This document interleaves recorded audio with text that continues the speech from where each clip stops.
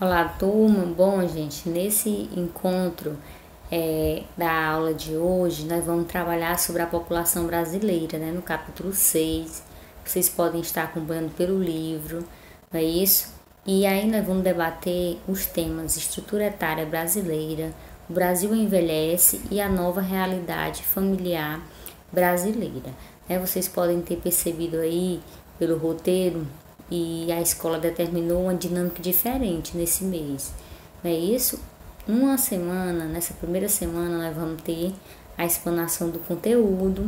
Na próxima semana, nós vamos ter atividade. Na terceira semana, nós vamos corrigir. Vamos ter uma nova explanação, continuando aí, da população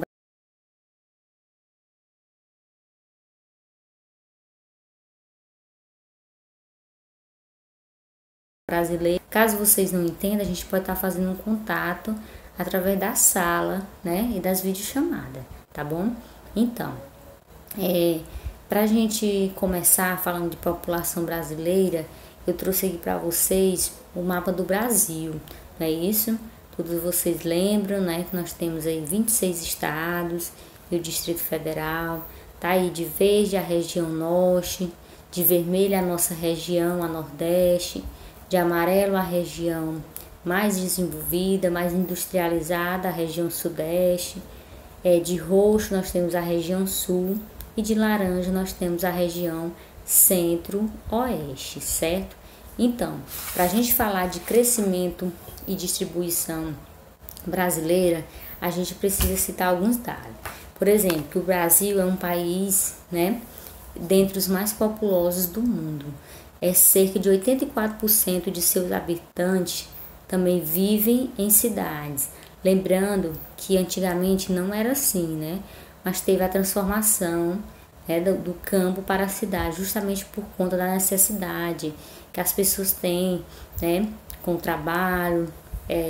E aí elas migram justamente em busca de melhores condições de vida, porque o campo ele não oferece todas as nossas necessidades que a gente precisa.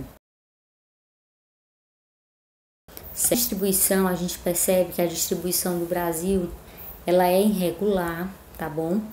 Algumas áreas têm mais concentração de habitantes, como a gente pode citar a parte oriental, né, do mapa aí, se a gente for pegar da região nordeste até a região sul, é mais ou menos essa parte aí. E aí, com isso a gente percebe que existe essa má distribuição, né, da população, tá certo? Então, o outro tema que a gente vai falar é a estrutura etária brasileira. Aí tem a de 2010, repetiu novamente a de 2010, mas era para ser uma projeção, a gente fazer já uma projeção para 2050, certo? Então, a gente percebe que essa parte de vermelho é as mulheres, a parte de azul são os homens, e a gente percebe que há um aumento das mulheres, né, da população aí feminina, tá bom? Exceção aí para a região norte, que a região norte nós temos um pouco a mais, né, da população masculina, a presença mais, né, dos homens. E aí na projeção a gente ia ver que nós íamos ter uma esperança de vida maior, uma expectativa de vida maior do ano aí, né, por exemplo, 2060 mais ou menos. Mas assim, a gente tem, né, que está se fazendo aí um novo cenário, muitas coisas irão mudar, né? A projeção que existia para 2050, ela com certeza vai mudar, por conta, tá morrendo muita gente, né? Está nascendo pessoas, tá nascendo, só que num ritmo bem menor, é isso porque as pessoas que estavam em planejamento familiar para essa época, elas vão adiar um pouco, é isso? Então, a gente percebe que há uma mudança aí na estrutura etária brasileira, certo? E nesse outro gráfico, essa parte de azul aí é mostrando o nosso território. E aí, se vocês não estiverem visualizando esse gráfico direitinho, vocês podem estar olhando aqui no livro de vocês, tá bom? E na página 109, que mostra, ó, que em 2000 nós tínhamos uma estimativa, né, da expectativa de vida dos homens de 66, e aí em 2004 já foi de 71,6, não é isso? E aí para 2060 nós temos aí uma estimativa de 78, tá certo? Já as mulheres, né, nós temos aí em 2000 a gente tem, né, uma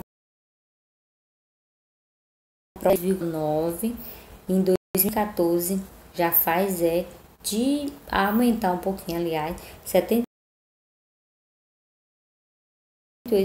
Quando a gente pega as mulheres para fazer estimativa, né, da população como um todo, a gente percebe aí através da laranja que nós temos o quê? Nós tínhamos em 2000 uma expectativa de 69,8, mas com as mudanças do estilo de vida, não é isso? Com a questão da prática de exercícios, a gente percebe que em 2014 a esperança de vida foi o quê? De 78,8, não é isso? E em 2060 a nossa esperança de vida é de 84 ou de 81,2, né? Em 2014 era de 75,2. Então, hoje, atualmente, a nossa esperança de vida é 76 anos. É isso? Nossa expectativa de vida. Mas aí tem um projeto, uma estimativa, para que em 2060 chegue a 81 anos. Tá certo? Vai depender, assim, do estilo de vida, né, que cada um leva. Então, a gente precisa citar esses principais motivos que justificam o aumento da expectativa de vida. E a gente pode destacar a questão da urbanização e da mudança, né, do modelo, do modo de vida nas cidades, o maior acesso à informação, uma maior conscientização da população sobre a necessidade de se cuidar, né, se cuidar tanto da saúde mental como da saúde corporal, né? A gente percebe também umas melhorias nas condições sanitárias, médicas, saúde, e também a gente percebe uma diminuição nos índices de pobreza.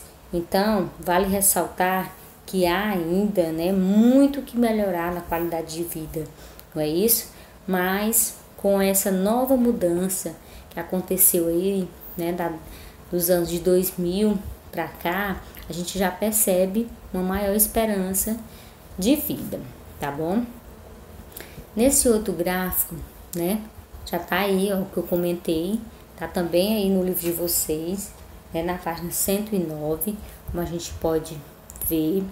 E esse outro slide, nós vamos ter como funciona a nova realidade familiar brasileira, né? E aí a gente percebe que tem mudança nessa nova realidade familiar brasileira. Por quê? Porque aquela ideia de família composta de pais, rodeados de filhos, netos, né? Ela vai se tornar uma imagem, né, do passado, não é uma imagem do presente, muito menos do futuro. Justamente por conta, né, de alguns fatores que aconteceram. Por exemplo, a participação da mulher no mercado de trabalho, né? Isso é uma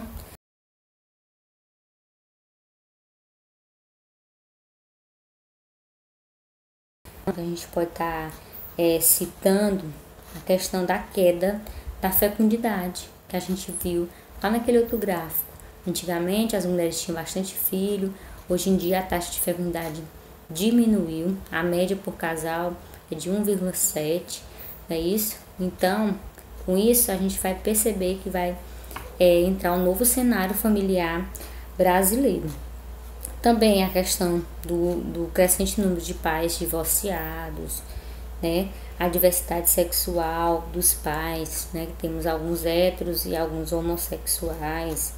E a questão também da guarda compartilhada dos filhos, que não era muito comum isso no passado, porque no passado as pessoas aguentavam, né, a sua vida, o seu casamento, mesmo que não tivesse bem. Hoje em dia a gente vê que as separações elas estão mais frequentes, né? Então com isso mudou o cenário em relação à realidade familiar, certo? Eu apresento a vocês aqui um novo gráfico, né, falando aí dessa composição familiar brasileira, dessa nova composição familiar brasileira. Aí nós temos, né, as famílias no Brasil que são formadas por casais com filhos, só 54,9%, né? Desse grupo, nós temos 16,3% que são filhos só de um dos parceiros ou de anteriores. Um indicativo de aumento das uniões, né, reconstituídas. As mulheres